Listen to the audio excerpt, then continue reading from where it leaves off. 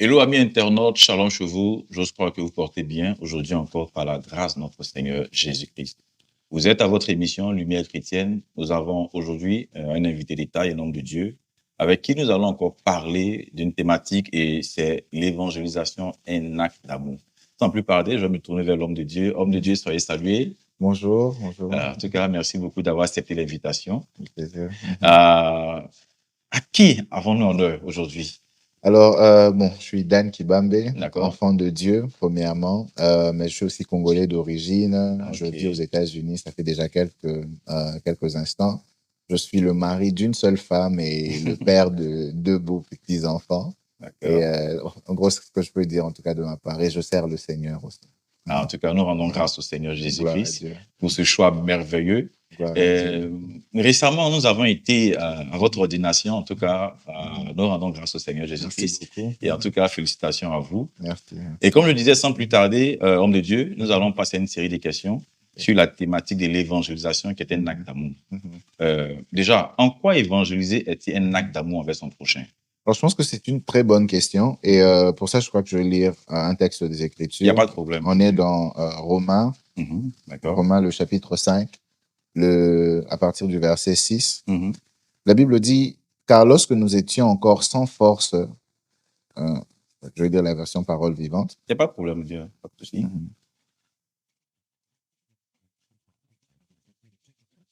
Okay. Alors, il dit, en effet, lorsque nous étions encore empruntés dans nos péchés, incapables de nous aider nous-mêmes, trop faibles pour aimer Dieu ou lui apporter quoi que ce soit de valable, le Christ, au moment fixé par Dieu, est mort pour nous, c'est-à-dire pour des impies qui ne se souciaient pas de Dieu. Il est déjà extraordinaire que quelqu'un donne sa vie pour un homme de bien. Il peut arriver que pour un bienfaiteur ou pour une cause juste, un homme accepte de braver la mort. Mais le Christ, lui, est mort pour nous alors que nous vivions encore en conflit avec lui. N'est-ce pas la meilleure preuve que Dieu nous aime? Alors ici, on montre que Dieu, ou Jésus, a accepté de braver la mort pour des gens qui ne se souciaient pas de lui. Et alors, l'évangélisation alors devient une preuve d'amour pour nous lorsque l'on arrive à présenter à une humanité qui vit dans les ténèbres, on arrive à présenter quelqu'un qui a accepté de braver la mort pour leur salut. Comme ça que je dirais que l'évangélisation est la meilleure preuve d'amour parce qu'on arrive à présenter le Seigneur qui a bravé la mort pour leur salut. D'accord. Merci, homme de Dieu. Donc, c'est quoi l'évangélisation? Qu'est-ce que l'évangélisation? Alors, de façon simple, de par l'étymologie du mot, l'évangélisation, c'est une bonne nouvelle. C'est la bonne nouvelle de la mort et la résurrection de Jésus et les implications que cela a pour notre vie. D'accord. Pourquoi donc l'amour devrait-il être la motivation première de l'évangélisation? Très bonne question encore. On va rentrer dans les Écritures. On va lire cette fois-ci Matthieu 9, Matthieu 9. 35 à 38. Matthieu 9, 35 à 38. Matthieu 9, à partir du verset 35, d'accord. Exactement. Alors, la Bible dit, Jésus parcourait toutes les villes et tous les villages. Il enseignait dans les synagogues, proclamait la bonne nouvelle du règne de Dieu et guérissait toutes sortes de maladies et d'infirmités.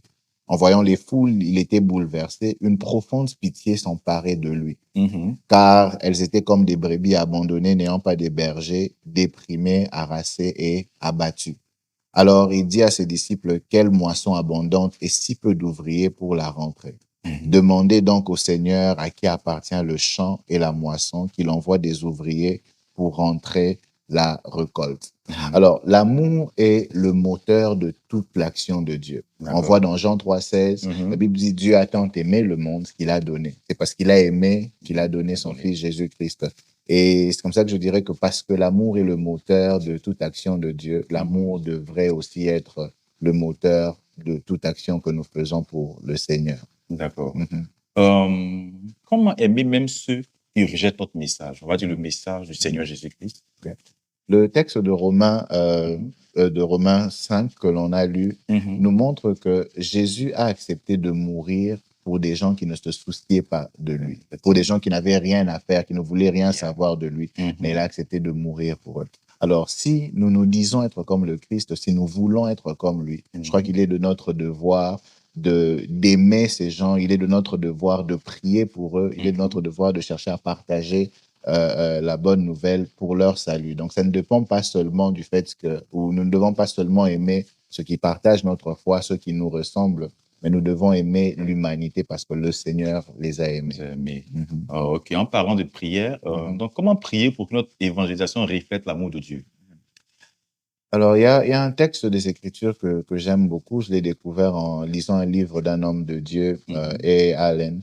Il a donné ce texte. Il dit que l'ouvrier, ce texte de la Bible qui dit que l'ouvrier ne peut pas être plus grand que son maître, mais tout disciple accompli sera comme son maître. D'accord. Alors, Jésus étant l'épitome de l'amour de Dieu, l'exemple parfait de l'évangélisation, je crois que notre prière devrait être, en tant que disciple, d'être comme Jésus, d'être autant qu'il a été. Et c'est dans ce sens-là que nous pourrons être effectifs dans le travail que nous faisons pour le Seigneur.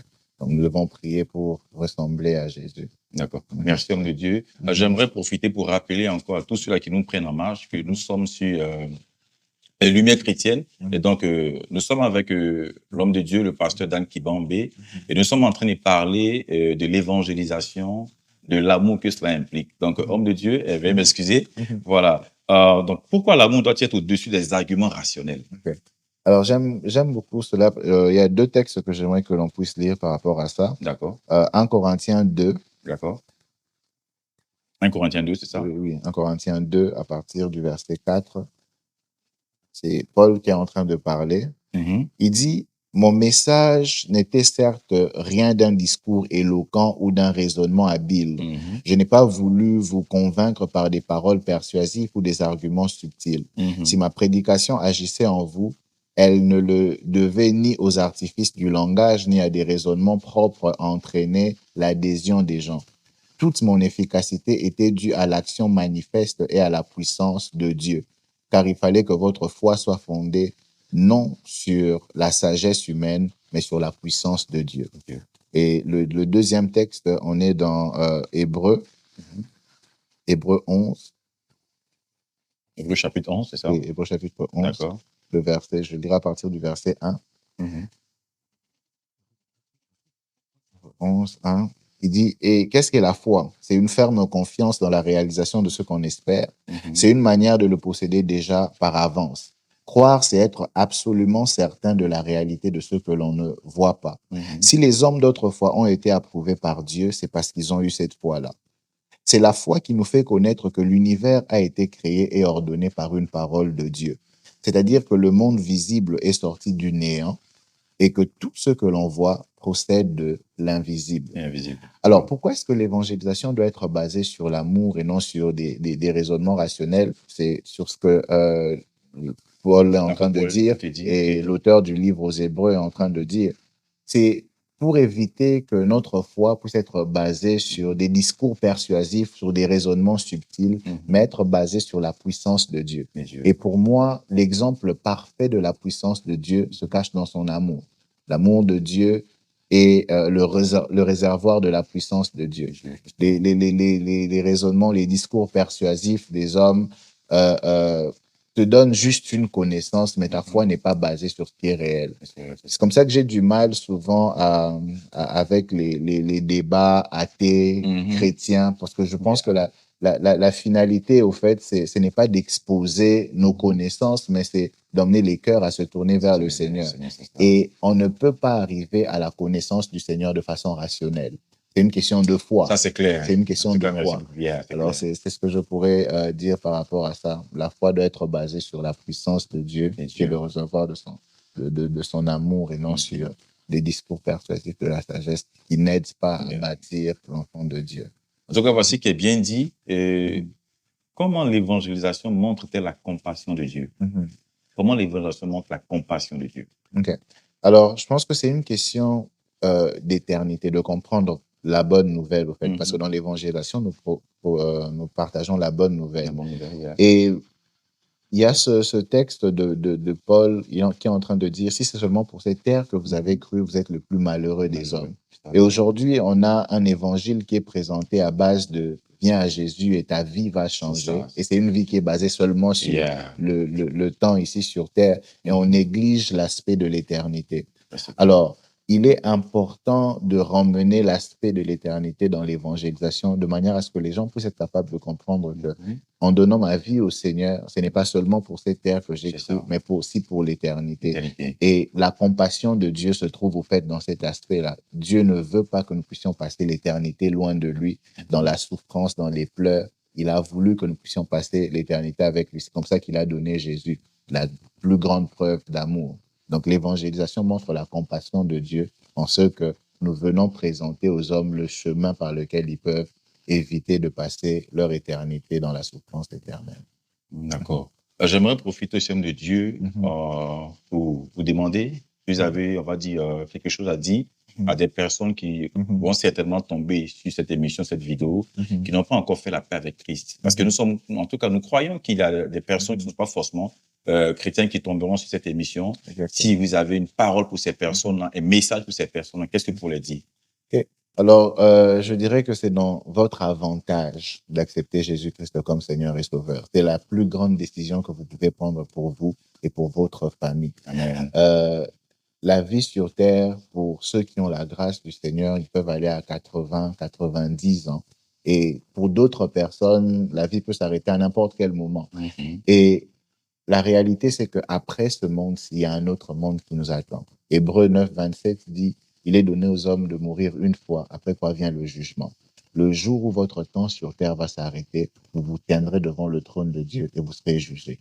La meilleure manière de vous assurer que vous allez passer votre temps dans l'éternité, dans la félicité avec Dieu, dans la joie avec lui, c'est aujourd'hui d'accepter Jésus-Christ comme Seigneur et Sauveur.